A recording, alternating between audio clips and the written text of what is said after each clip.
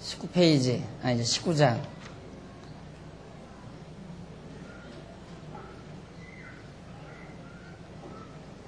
19장부터는 이제 시내산 언약을 수립하는 내용인데, 거기 한 군데 좀 확인해 보십시다.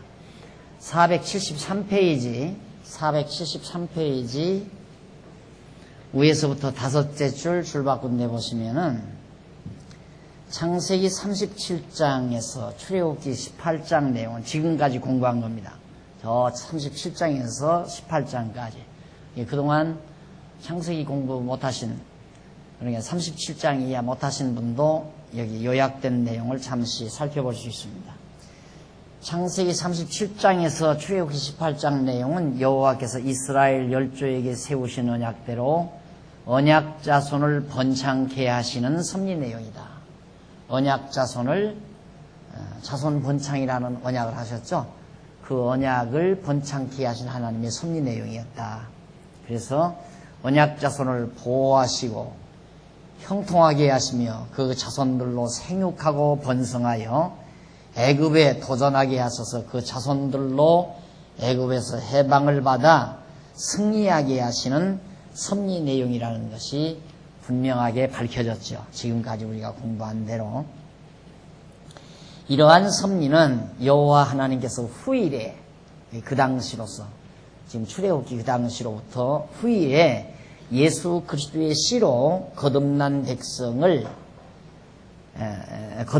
거듭난 택함을 받은 성도가 번창하여 죄의 권세에서 해방을 받아 승리 생활을 하도록 해주실 것에 대한 그런 언약의 말씀이다. 그런 언약에 대한 예표로서의 모형과 그림자적 계시서입니다. 그러니까 이스라엘 백성들을 보호하고 또 생육하고 번성하도록 애굽에서 그렇게 해가지고 애굽을 도전하고 거기서 탈출을 하도록 하신 하나님의 섭리는 오늘 우리 택한 백성들이 계속 생육하고 번창해서 죄의 권세로 벗어나서 승리하며 살 수 있도록 하실 그리스도를 통해서 그것에 대한 예표적인 모형과 그림자적 계시서입니다 하는 얘기입니다. 그러니까 오늘 우리들은 바로 출애굽기 사건에 대한 실체 사건이에요. 출애굽기는 이스라엘 백성들의 육신의 혈통이 생육하고 번성하는 거지만 지금은 육신의 혈통이 아니라 그리스도의 씨로 예수의 백성들로, 하나님의 택한 백성들로 번창하게 하신다.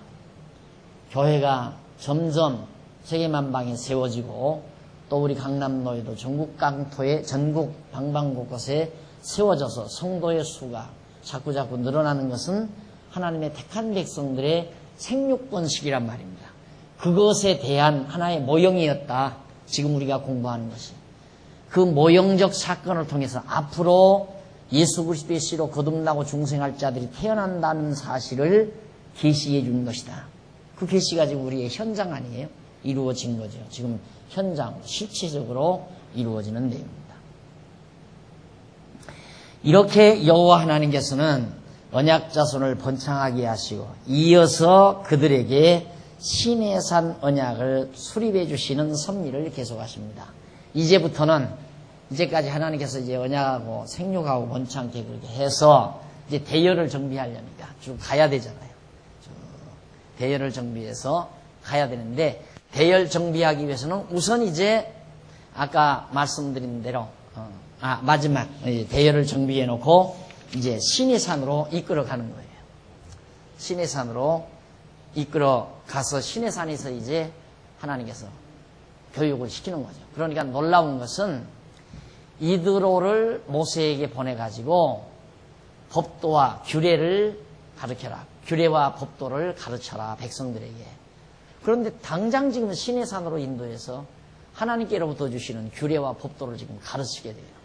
하나님이 그렇게. 그러니까 하나님께서 이드로를 통해서 모세에게 미리 예언한 내용이라고 우리가 이렇게 이해해도 틀림이 없습니다. 자, 그러면 시내산 언약 수립이 출애굽기 19장에서 레위기까지예요. 자, 그럼 보세요. 자, 여기서 아브라함에게 이제 생육하라고 그랬죠.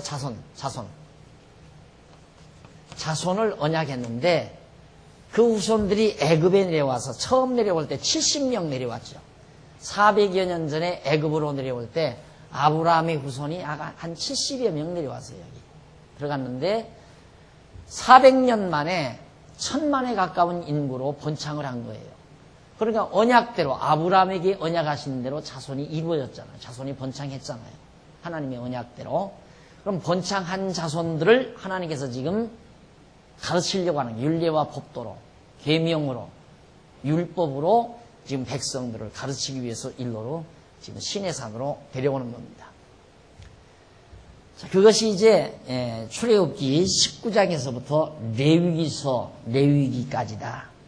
그러면 넘어가서 474페이지 위에서 6째 줄 가로 없는 1번 첫 번째 언약 수립. 첫 번째로 하나님께서 언약하는 내용이 19장에서부터 33장까지예요. 19장에서 33장은 여호와 하나님께서 모세를 불러서 첫 번째 시내산 언약을 수립하시는 섭리 내용입니다. 자, 여기가 시내산이거든요.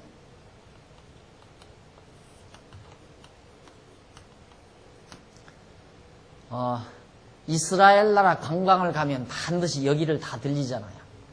여기 뭐 애굽으로 해서 이 홍해바다 갈라지는 이 노정을 따라서 반드시 일로로 다 안내를 한다고 해요.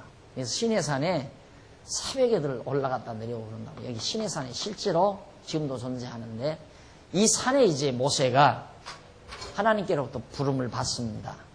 하는데 그 밑에서 세 번째 줄 한쪽 가로 1번 보면 언약 수립의 준비가 19장에 나와요. 하나님께서 이제 저 시내산에서 하나님의 말씀으로 약속하는 내용이에요.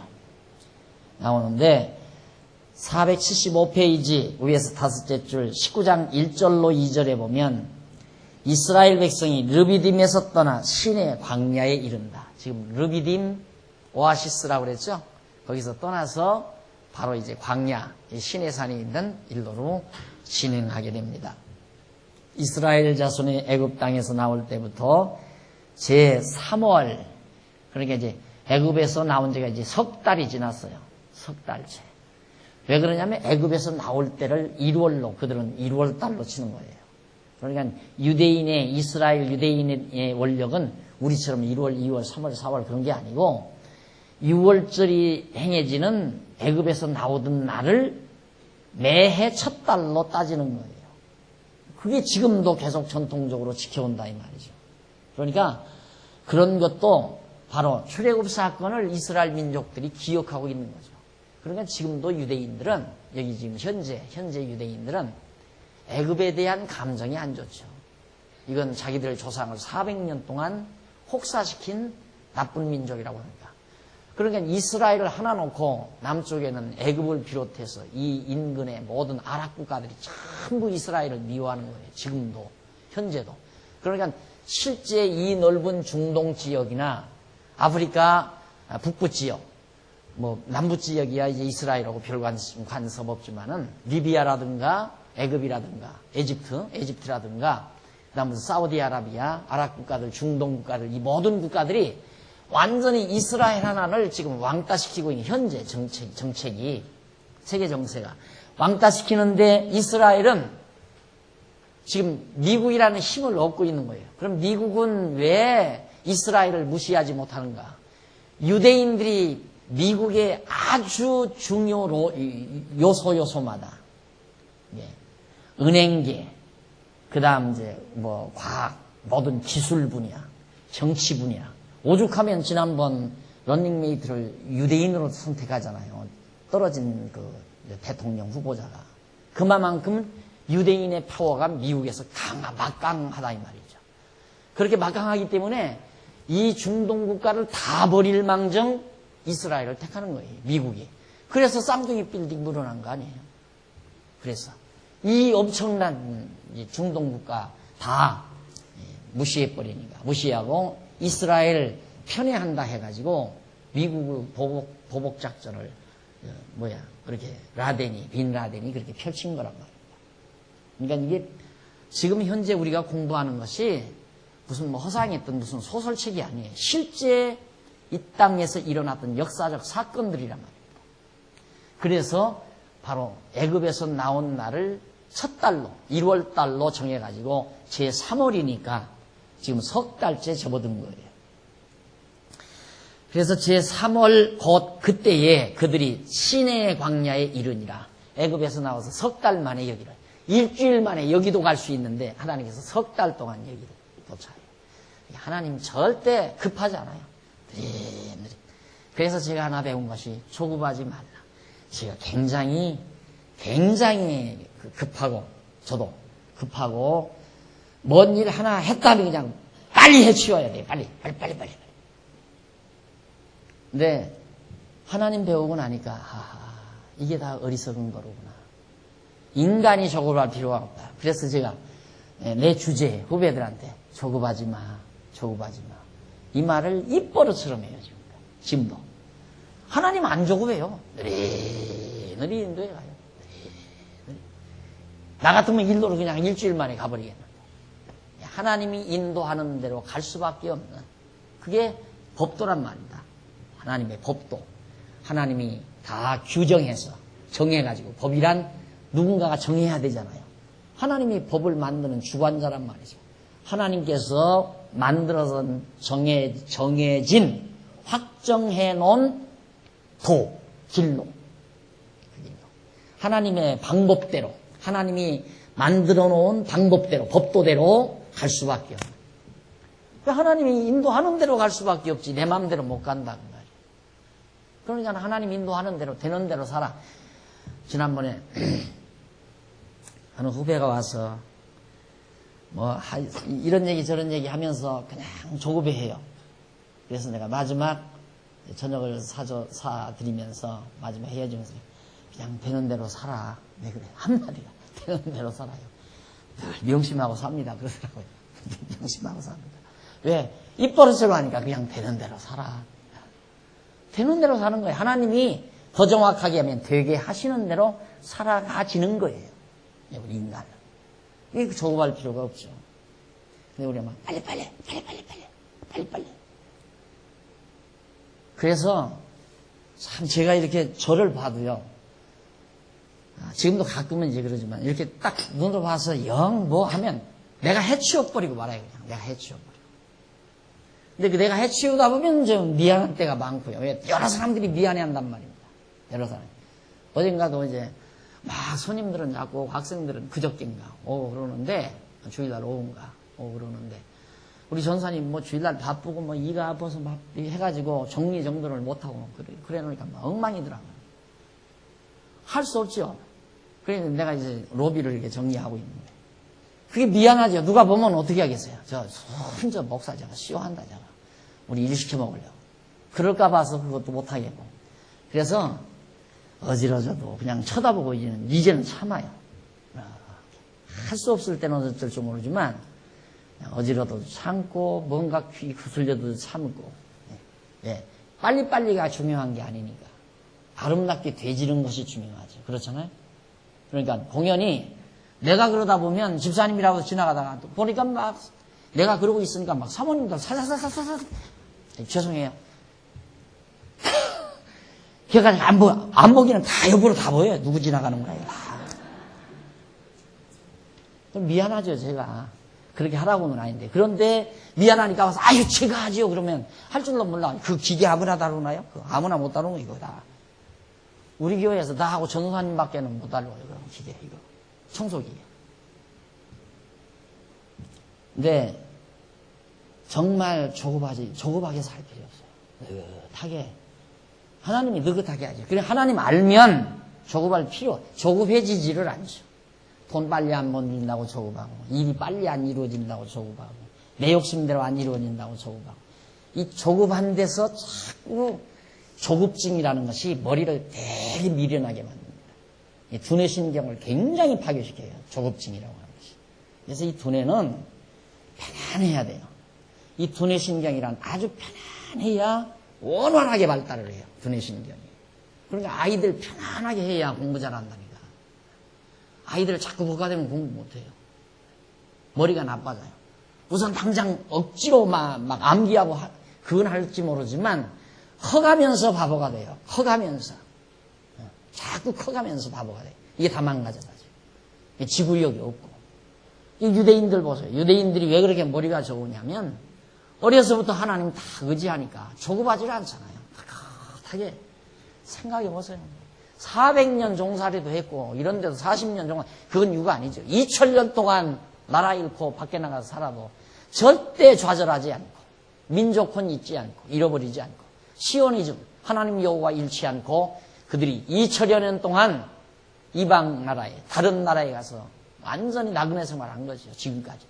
그래 결국 나라 회복해가지고. 그러니까 머리가 안 좋을 수가 없잖아요.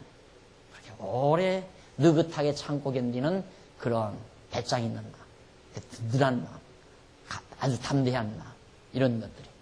그것이 오늘의 유대인을 만들어낸 거. 하나님 여호와 의지하는 믿음에서 그런 거거든요. 조급해하고 두려워하고 겁내하고 이런 것들이 다 머리를 다 파괴시키고. 그래서 이제 바보를 만들게 되고 판단력을 흐리게 만들고. 그래서 하나님께서 이처럼 정말 석 달 동안 여기를 인도해서 시내산으로 안내해 놓습니다. 그래서 그 앞에서 산 앞에 장막을 치니라. 3절 모세가 하나님 앞에 올라가니 여호와께서 산에서 그를 불러 가라사대 너는 이같이 야곱 족속에게 이르고 이스라엘 자손에게 고하라. 지금 가르칠 것을 교재를 다 모세에게 지금 전달하는 거예요. 이렇게 백성들에게 가르쳐라. 나의 애굽 사람에게 어떻게 행하였음과 내가 어떻게 독수리 날개로 너희를 업어 내게로 인도하였음을 너희가 보았느니라. 지금까지 어떻게 여기를 너희들이 건져냈고 어떻게 업어서 여기까지 인도해 온 것을 너희가 눈으로 보았다.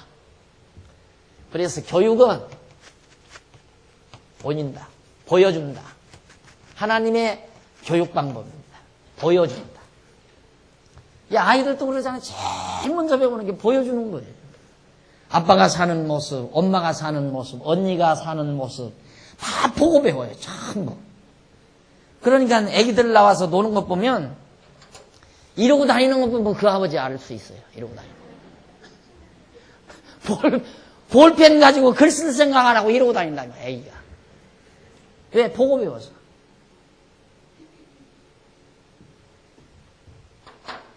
그래서 제1의 스승, 부모는 제1의 스승. 하는 대로 하죠. 보는 대로 하고. 하나님도 교육을 보여줘요. 먼저 보여주지 않았어. 자, 너희들이 보았다 이 말이에요. 알았을 때 너는 이같이 너희들이 보았다. 날개로 너희를 업어 내게 인도하였음을 너희가 보았느니라.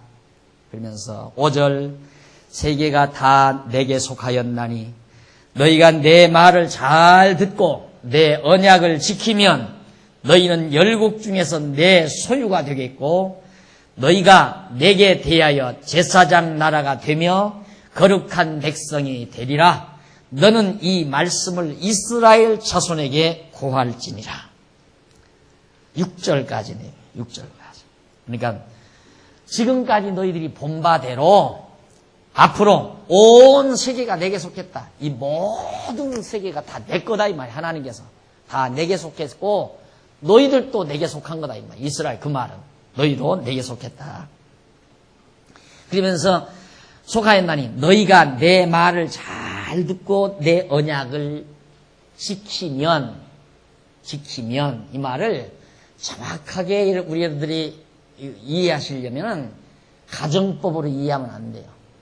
너희들이 지키면 이렇게 되고 안 지키면 저렇게 된다는 얘기가 아니라 하나님께서 이렇게 해왔으니까 앞으로 이제 내가 말하는 말을 너희들이 잘 지키고 행하게 되면 그렇게 행하게 되면 하나님께서 행하게 해서 그렇게 하겠다 그 말이에요. 지금 하나님의 계획을 발표하고 있는 거예요.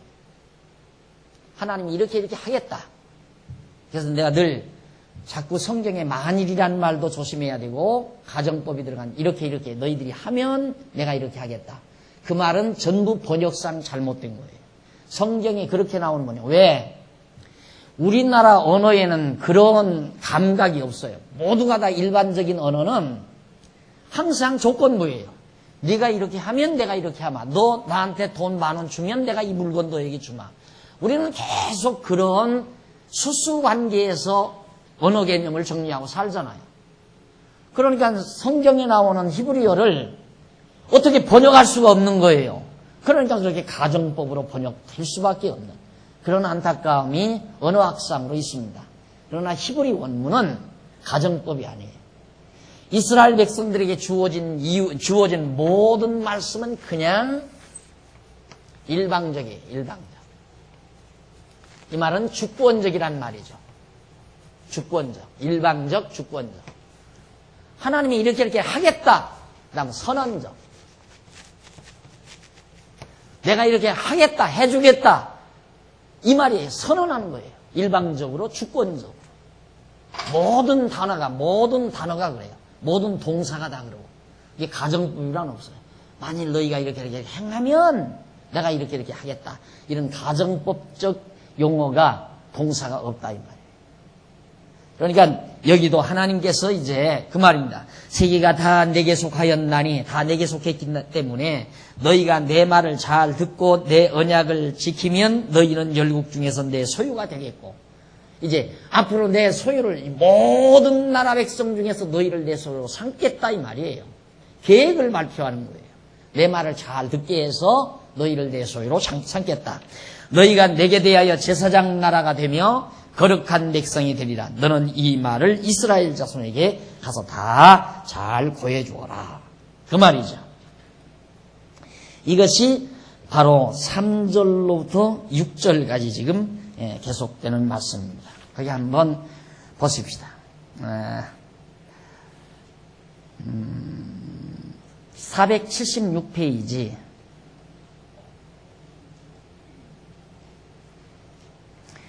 476페이지 어디냐면 그 한 중간 위에서부터 12번째 줄 찾으셨죠? 12번째 줄 뒷부분에 보시면 중간에서 조금 뒤에 보면 중간에 보면 신명기 32장 11절 있죠?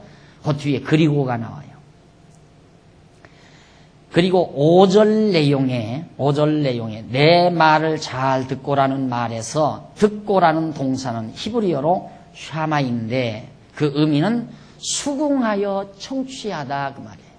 수긍해서 그걸 맞다 하고 청취하는 거라는 말이다. 예를 들면 자녀들이 부모의 말을 잘 듣는다라고 했을 때 그것은 부모가 하라는 대로 순종해서 행동을 잘한다는 말이 아니에요. 그러니까 부모 말씀을 잘 듣는다 그러면 쟤는 부모 말씀 잘 들어 그러면 하라는 대로 아주 심부름 가라면 심부름 가고 신문 가자면 신문을 가져오고 이렇게 우리는 잘 듣는다는 말을 이해하잖아요. 그런데 여기서 성경에서 듣는다, 듣고라는 이 말은 히브리어로 샤마라는 말인데 이 말의 뜻은 그 말을 수긍해서 귀로 듣는다 그 말이에요. 귀로. 그러니까 모세를 통해서 하시는 말씀을 귀로 잘 들어두면 그걸 왜 들어두라고 그랬는가? 그 말씀을 들어두어야 이 다음에 지금도 그러죠. 지금 얼마나 이 모든 나라 국가 중에서 이스라엘을 하나 감당을 못하잖아요. 으뜸이 되게 하잖아요. 으뜸. 이스라엘뿐만 아니라 세계의 으뜸 민족이 유대인이에요. 지금도. 으뜸 민족. 땅덩어리만 중국은 땅덩어리만 크고 미국도 땅덩어리만 크고 인도 중국은 인구만 많지 실제 으뜸 국민은 유대인이란 말이에요. 이스라엘 백성. 그렇게 삼겠다. 그러니까 이때 하나님께서 이렇게 언약하신 말씀을 그들이 지금 지금 이들은 그거 읽으니까 이 성경을 읽고 있으니까 유대인들은 여호와가 우리를 으뜸 민족 되게 했다. 확실하게 믿는 거죠. 이 말씀. 그래서 잘 들어두라 그 말이에요. 뭘 말하는 대로 잘 순종해서 행동해라 그 말이 아니고 하나님의 말씀, 명하는 이 말씀, 내가 너희를 열국 중에 온 세계가 내 건데 모든 열국 중에 너희를 으뜸으로 삼겠다 그 말이에요. 그걸 너희들이 잘 수긍해서 들어두고 있어라. 간직하고 들어서 늘 기억하고 있어라 그 말이죠. 그러니까 백성에게 늘 그걸 가르치라 그 말이에요. 그래서 그 민족이 그렇게 콧대가 높아요. 유대인들 콧대가. 이 사람들은 인간 취급을 안 한다니까요. 이 아랍 국가 이 사람들은 인간으로 보질 않아요. 그러니까 여기서 자꾸 분쟁이 일어나는 이유가 그냥 철조망 밖으로 아이들이 돌아가면 그걸 짐승으로 보지 사람으로 안 봐요. 짐승으로 보지. 그러니까 그 예수님 당시도 그거 있잖아요. 예수님 당시도 이방 여자가 예수님께 찾아와서 하는 말이 자기를 나는 짐승 취급을 받는 여자다 이거죠. 나에게 먹을 걸 달라고 했을 때, 뭘 요구했을 때, 그러니까 예수님에게 자기 사정을 알으면서 이루어 달라고 했을 때 예수님께서 나는 이방인에게로 보냄을 받은 게 아니라 유대인, 이스라엘 택한 백성에게 보냄을 받았다. 그러니까 그 여자가 하는 말이 개도 주인의 상에서 떨어지는 부스러기를 먹습니다. 그 말은 개를 자기로 생각하는 거예요. 아무리 내가 이방 여자, 개 같은 여자지만은 주인의 상에서 떨어지는 것을 먹고 사는 거에 개 아닙니까? 그러니까 나도 유대인들, 하나님의 택한 백성인 유대인들이 먹고 버린 것을 나도 먹을 수 있다 이 말이죠. 그러니까 당신 지금 유대인들이 당신 영접하지 않습니까? 영접하지 않지 않습니까? 지금 예수님을 유대인들은 영접하지 않는다 이 말이에요. 버렸다 그 말이에요. 그러니까 내가 받아들이겠습니다 그 말이에요. 그러니까 내 믿음이 크도다. 예수님이 당장 그러면서 내가 당장 복음이 전해지는 곳마다 네 말을 하겠다. 내에서 전하게 된다. 바로 그 말이에요. 그러니까 이방인이 개취급을 받는. 지금도 개취급을 하는 거예요. 그냥 짐승 돌아다니는 줄 알고 총으로 그냥 쏴 죽여요. 그리고 죽이고 나면 열받으니까 또 막 와 하고 달겨들고 몰려들어가 전쟁하다가 또 패배하고 물러나고 감당을 못하죠. 그러니까 저들이 저렇게 강한 민족이 되진 이유는 이 언약, 이런 언약 말씀. 온 세계는 내 거다. 너희들이 내 말을 잘 듣고 그걸 수긍해서 받아들여라. 그 말입니다. 그래서 절대 여기서 내 말을 잘 들으란 말은 무슨 하라는 대로 잘 행동을 해라 그런 말이 아니죠. 그런데 학생들이 선생님 강의를 잘 듣는다고 했을 때는 잘 청취한다는 뜻으로 이해를 합니다. 그러니까 너희가 내 말을 잘 듣고라는 말은 이스라엘 자손이 여호와의 말씀을 순종해서 행동한다는 의미가 아니라 수긍해서 듣는다, 청취한다라는 그런 뜻을 가지고 있다. 그리고 그 밑에 줄 바꾼데 아까 설명한 거예요. 언약을 지키면이라는 말에서 지키다의 동사는 행하다라는 동사와 혼돈하지 말아야 한다. 여기서 지키다라는 동사는 히브리어로 샤마르인데 그 의미는 울타리 치다. 울타리를 치다. 그러니까 보호하라. 잊어버리지 않게 잘 간직하라. 간수하라 이 말이죠. 그러니까 이스라엘 백성들이 그거 잊어버렸으면 잘 울타리 쳐서 울타리를 치는 건 보호하는 거 아니에요? 보호하지 않았으면 다 잊어버리면 여기서 지금 나 잘났다고 하나님 잊어버리고 죄가 잘났다고 난리 치겠죠. 그러나 잊어버리지 않고 그걸 울타리 치라고 한 대로 울타리를 쳐놓으니까 항상 그 말씀을 유대인들이 지금도 기억하고 있다. 이 유대인들은 하나 잘못된 것이 뭐냐면 예수를 이단자로 보는 거 그것만 다른 거예요. 그러니까 아주 그들에게 복음 전하기가 쉽죠. 우리 복음만 들어가면 확 하는 거죠. 우리 복음만 들어가.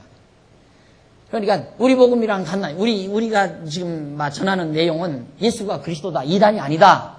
선지자가 이렇게 말한 것, 또한 다윗이 말한 것, 솔로몬이 말한 것, 모세가 말한 이대로 되지 않았느냐. 이러면서 그들이 설득만 되면 예수를 그리스도로 영접하고 믿는 건 경외하고 섬기는 건 하나님 여호와 우리와 똑같이 하나님 여호와 경외하니까. 다만 예수를 그리스도로 영접하지 않는, 믿지 아니하는 그것만 우리하고 다른 거죠. 실제는. 그들이 하나님 여호와를 경외하는 거야 우리와 똑같죠. 그래서 바로 울타리치다 또는 보관하다라는 말인데 그런데 지키다라는 동사를 행하다라는 동사와 같은 의미로 그렇게 받아들이는 경우가 많이 있어서 성경의 근본 의미를 왜곡시키는 경우들이 참 많다는 얘기입니다. 자, 그 다음 이제 그 밑에 보면은 조금 더 봐서 그러므로 언약을 지키면이라고 하는 말은 언약을 보관하면이라는 의미로 이해를 해야 한다. 그런데 여호와께서 모세에게 너희가 내 말을 잘 듣고 내 언약을 지키면이라는 조건부를 전제로 너희는 열국 중에 내 소유가 되겠고 너희가 내게 대하여 제사장 나라가 되며 거룩한 백성이 되리라는 말씀을 백성에게 고하라고 하신다.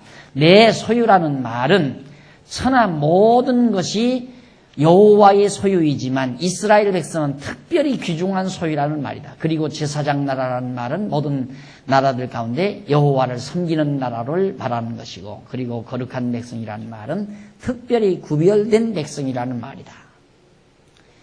그런데 이 부분의 내용은 아주 세심한 관찰이 절대로 필요하다. 왜냐하면 이스라엘 언약 자손이 조건부에 의하여 여호와의 백성이 될 수도 있고 그렇지 못할 수도 있다고 착각을 일으킬 수 있기 때문이다. 아까 설명한 거죠.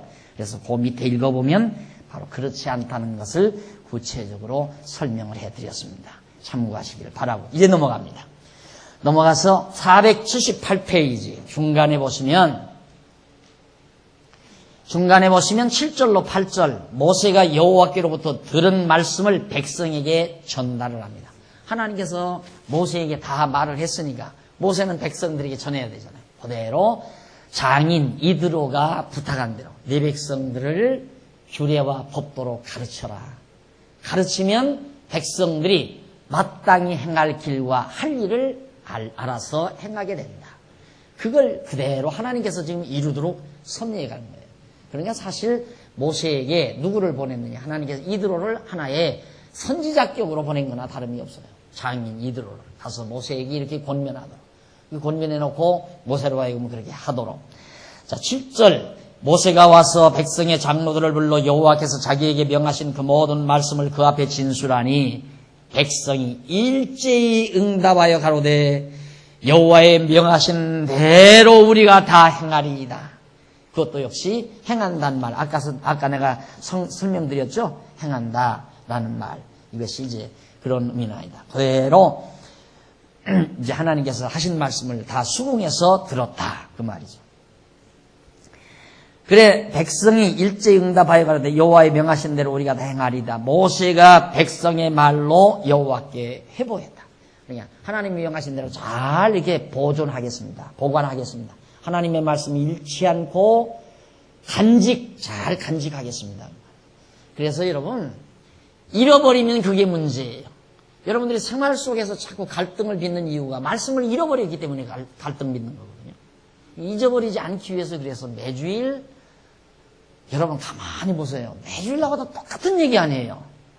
매주일 나와서 박 목사 말 들어보면 똑같은 얘기야. 물론 내용의 어떤 그 구체적인 내용 자체는 좀 달라도 결론적인 그 사상 속에 흐르는 맥은 다 똑같은 얘기예요. 그런데도 왜 자꾸 들어요? 듣고 맞아 그러는 이유는 맞아 잊어버렸어. 그 말이 똑같아요.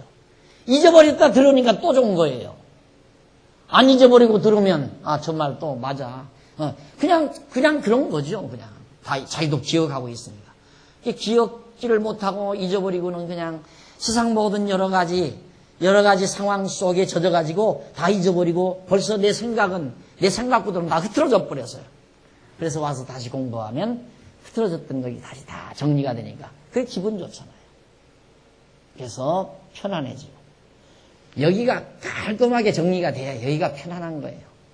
당연히 늘 강조하지만 사람이란 머리, 심장, 이래. 사람은 머리가 아주 딱 정리가 돼야 마음이 편안해요. 잔잔하게 편안해요. 머리가 정리가 돼요. 그럼 마음이 잔잔하고 편안하면 온 몸이, 이건 몸이라고 하는 건 이 심장이 다 지배하니까. 근본 육체의 모든 건강은 머리가 지배해요. 머리가. 두뇌가 지배한다 이 말이죠. 이게 두뇌가 흐트러져 버리면 머리가 복잡해지면 심장이 막 박동수가 많아졌다가 잔잔해졌다가 또 막 많아졌다가 그러는 가운데서 각 지체의 질환이 오는 거예요. 질병이. 편안해야 정상적인 템포로 심장에서 팍 눌러주잖아요. 이렇게 눌러주어야 온몸에 피가 돌면서 더러운 것들을 싹싹 긁어다가 다 노폐물로 내 던져버리고 맑은 피가 돌아야 전신이 건강하게 되는 거란 말입니다. 이게 마음이 편안해야 되는데 마음 편안하면 머리가 복잡하지 말아야 돼. 깨끗이 정리해. 그러니까 여러분들이 여기 와서 공부를 하면 머리가 정리가 되잖아요. 그게 명철 총명. 머리가 총명해지고 명철해져요. 깨끗해지니까 그러니까 마음이 편안해지죠. 고혈압이 뭔데 이게 막 박동수가 많아지는 게 고혈압 아니에요? 그러면 이제 몸에 병이 나는 거예요. 고혈압에서 모든 질병이 막 생기잖아요. 그 고혈압은 왜 생기는가? 스트레스가 피를 탁하게 만드니까 고혈압이 되는 거고. 스트레스를 내오는가? 머리 때문에 스트레스가 오는 거. 이해가 안 가니까 납득이. 이럴 수가 있어? 그럴 수가 있어? 밉고 증오스럽고 막 모든 온갖 스트레스 받아버리니까.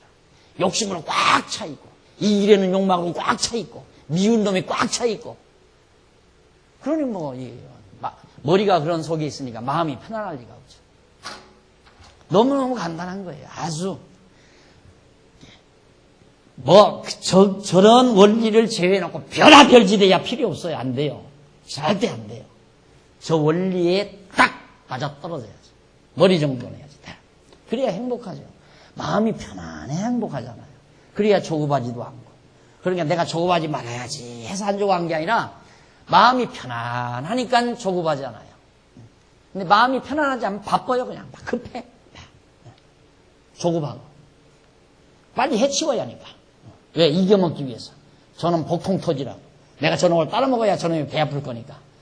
이런 생각으로 지금 온 모든 사람들이 그런 생각으로 살아간다. 너보다는 내가 잘 살아야 되고, 너보다는 내가 잘 돼야 되고, 너보다는 앞서야 되고, 이걸로 계속해서 뛰고 노력하니까.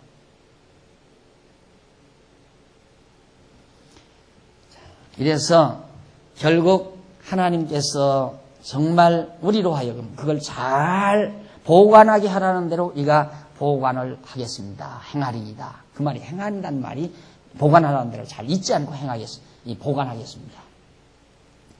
나는 그런 말씀을 이제 백성들이 해가면서 19장 9절로 15절에 보면 여호와께서 백성을 성결하게 하고 3일 기다리게 하십니다. 여호와께서 모세에게 이르시되 내가 빽빽한 구름 가운데서 내게 임함은 내게 일함 가만히 있어요. 9절 19장 9절 여호와께서 모세에게 이르시되 내가 빽빽한 구름 가운데서 내게 임함은 임함입니다. 임함은 내가 너와 말하는 것을 백성으로 듣게 하며 또한 너를 영영히 믿게 하려 함이라 그러죠. 자, 빽빽한 가운데 내게 임함은 왜 빽빽한 구름 가운데 나타나셔서 말씀을 하시는가? 이 시내산인데 이게 시내산인데 막 구름이 이렇게 막 빽빽한 구름인데 이 속에서 막 음성이 들려온다 이 말이에요. 음성이. 왜 이렇게 하나님이 했는가? 듣게 하고 믿게 하려고. 그러니까 듣는 것도 아무나 못 들어요. 듣게 해야 믿어요. 하나님이 듣게 하고 그 다음 들어서 믿게 하고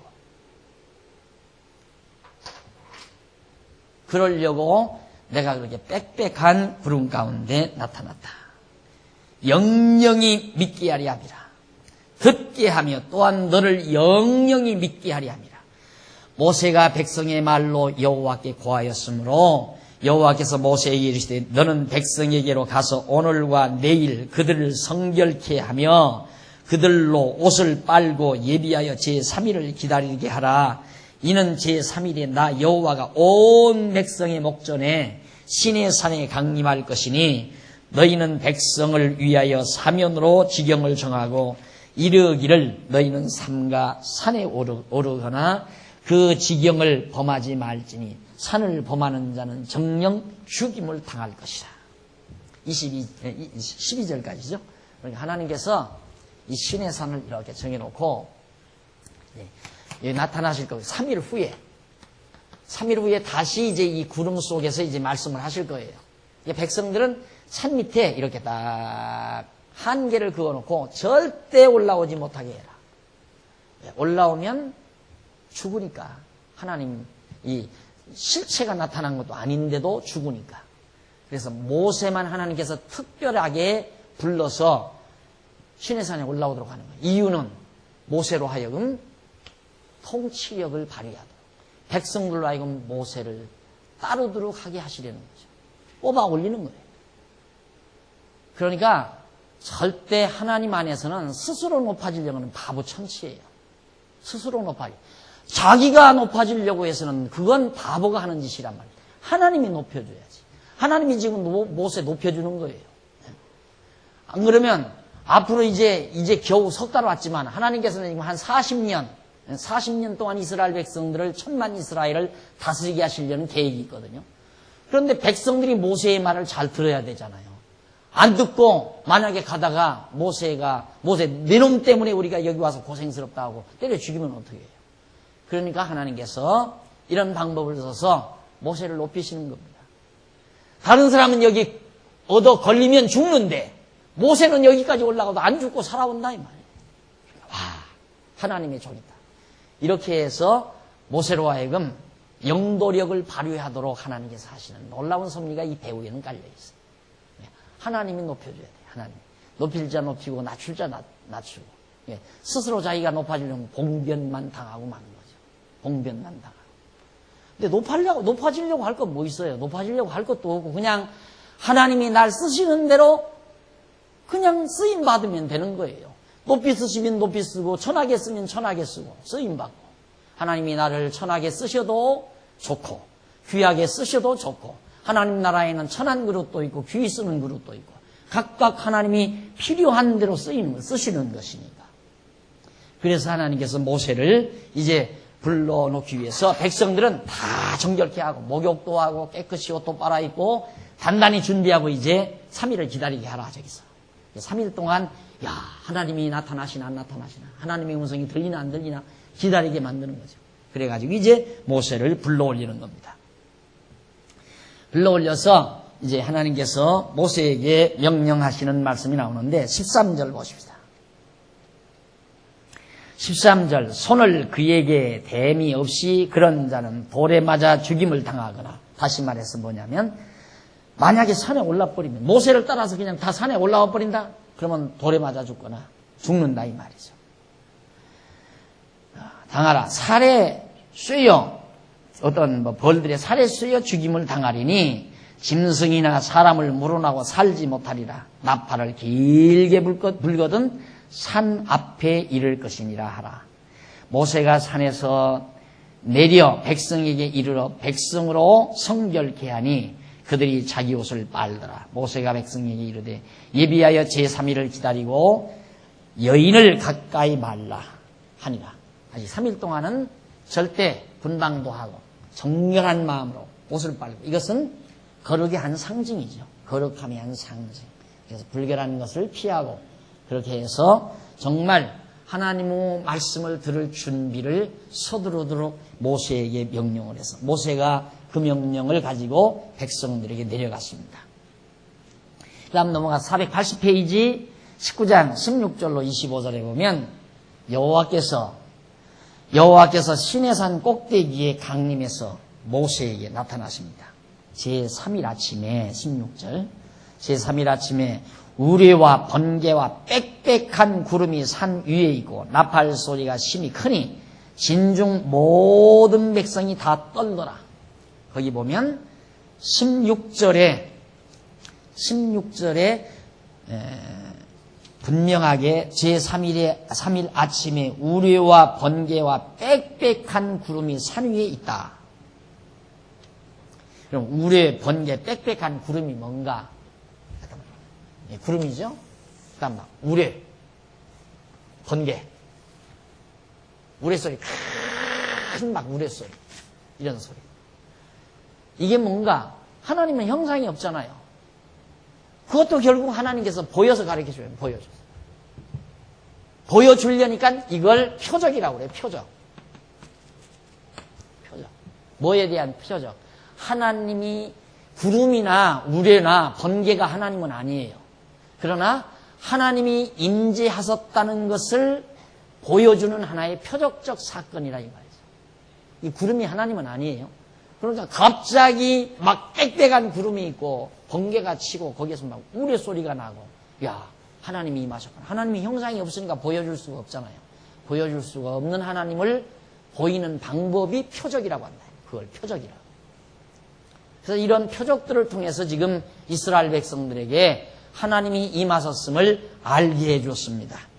그리고 나서 이제 17절, 모세가 하나님을 맞으려고 백성을 거느리고 진에서 나오매 그들이 산 기슭에 섰더니 시내산 연기가 자욱하니 여호와께서 불 가운데서 거기 강림하심이라. 그 연기가 옹기점 연기같이 떠오르고 온 산이 크게 진동하며 나팔 소리가 점점 커질 때에 모세가 말한즉 하나님이 음성으로 대답하시니라. 여호와께서 시내산 곧 그 꼭대기에 강림하시고 그리로 모세를 부르시니 모세가 올라가매 여호와께서 모세에게 이르시되 내려가서 백성을 신칙하라. 백성이 돌파하고 나 여호와께로 와서 보려고 하다가 많이 죽을까 하노라. 갑자기 그러니까 하나님 좀 보자 하고 백성들이 올라왔다가는 다 죽으니까 모세들로 내려가서 절대 오면 죽는다 올라오지 못하도록 잘 가서 말리고 오너라 이 말이죠. 그러면서 모세가 여호와께 고하되 23절 고하되 주께서 우리에게 명하여 이르시기를 산 사면에 지경을 세워 산을 거룩하게 하라 하셨사온즉 백성이 시내산에 오르지 못하리이다. 여호와께서 그에게 이르시되 가라. 너는 내려가서 아론과 함께 올라오고 제사장들과 백성에게는 돌파하고 나 여호와께로 올라오지 못하게 하라. 내가 그들을 돌격할까 하노라. 모세가 백성에게 내려가서 그들에게 고하니라. 내려가서 백성에게 신칙하라니까 모세가 다 하고 왔습니다. 그러니까 가서 백성들에게 해놓고 아론 데려가라. 아론 같이 와라. 그래서 이제 모세가 다시 내려오게 됩니다. 그리고서는 이제 모세가 백성에 내려가서 그들에게 다 하나님께서 하라는 대로 다 말씀한 내용이 19장까지 소개됩니다. 19장 마지막 절까지. 그 다음 이렇게 해서 결국 하나님께서 이제 준비를 다 끝냈죠. 언약을 세우실 준비를 다 끝내신 다음 넘어가서 481페이지 한쪽 가로 2번 율법의 계명 수여 20장입니다. 하나님의 율법과 계명을 모세에게 이렇게 다 내려줍니다. 하나님께서. 그것이 20장에 나와요. 20장에. 그런데 거기 보면 율법의 계명 수여 그 아래로 네 번째 줄 끝부분을 보세요. 네 번째 줄 끝부분. 그런데 계명이라는 말은 율법의 계명했으니까 계명을 설명해야죠. 계명이라는 말은 구약에서 주로 아주 많이 쓰이죠. 많이 쓰이는데 히브리 원어로 미츠와라는 말이에요.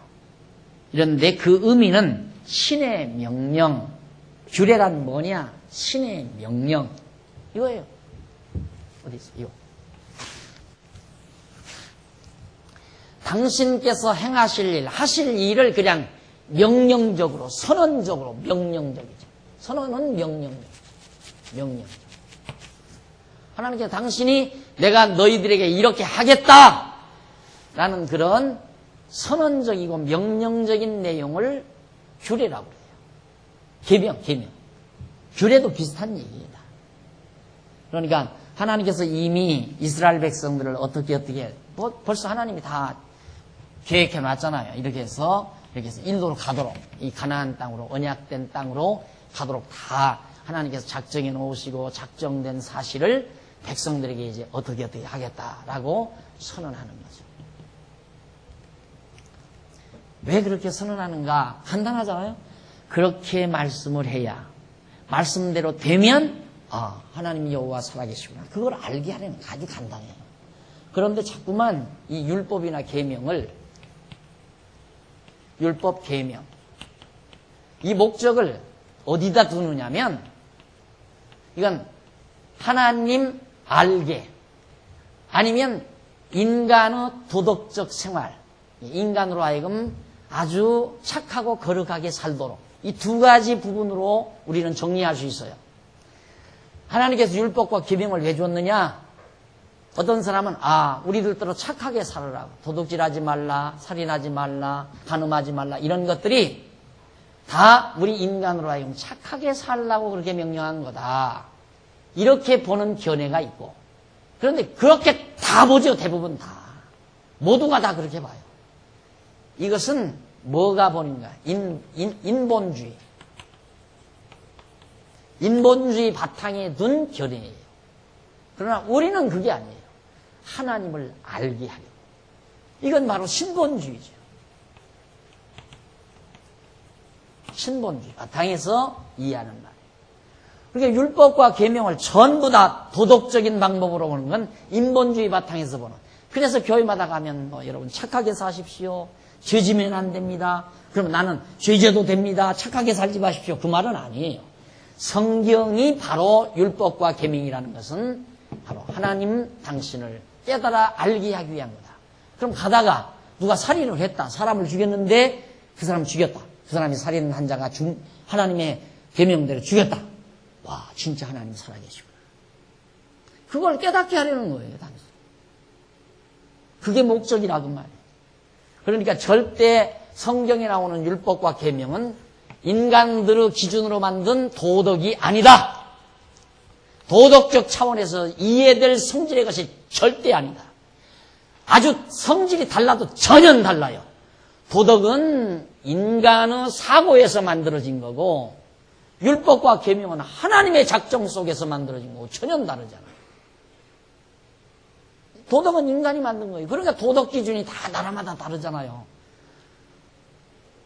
서구에서의 도덕 기준과 동양 사람들의 도덕 기준과 대한민국 사람의 도덕 기준과 일본 사람의 도덕 기준과 사우디 사람들의 도덕 기준이 다 다르다 이 말이에요. 그걸 어떻게 설명해요? 인간들이 만드니까 그게 다 다를 수밖에 없죠. 한국 사람의 도덕은 한국 사람이 만들었으니까 한국 사람의 감정에 맞는 거고, 사우디 사람은 사우디 사람들이 만들었으니까 그들의 도덕은 우리하고는 영엉망이고 전혀 다르죠. 그러니까 놀랍잖아요. 여행 다니는 이유가 뭐예요? 신기한 것 보니까 야, 저렇게도 산다, 이런 거 재밌으니까 그거 보러 다니는 거 아니에요. 여행이라는 거예요. 달라요. 도덕 아니에요. 율법과 계명은. 성경이 말하는 율법과 계명과 윤리, 규례 이런 것들이 절대 도덕적으로 풀려져서는 절대 안 되는 말이에요. 그런데 전부 이걸 도덕과 이퀄시켜서 계속 목사는 강단에 서서 여러분 정직하게 서서야 됩니다. 우리는 정의사회를 구현해야 됩니다. 이렇게 부정과 부패가 있는 나라는 우리가 앞장서서 척결해야 됩니다. 아주 대단한 사회 무슨 사회운동가나 된 것처럼 열변을 토해내는, 그건 기독교가 할 일이 아니에요. 기독교 성경이 말하는 게 아니다. 계명과 윤리, 율법, 이거 다 하나님께서 작정하셔서 정하신 뜻대로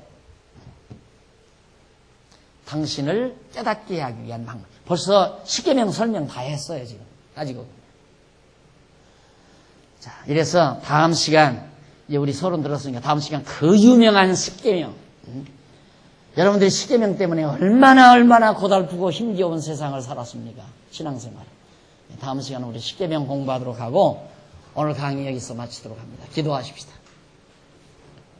전능하신 하나님 아버지, 은혜와 사랑을 진심으로 감사드립니다. 오늘 또 우리들에게 이 아름다운 시간을 주시고 한적한 시간을 주셔서 조용히 앉아 하나님의 말씀을 함께 정말 상고하면서 하나님의 깊으신 뜻을 저희들이 헤아려 볼 수 있게 하심을 진심으로 감사드립니다.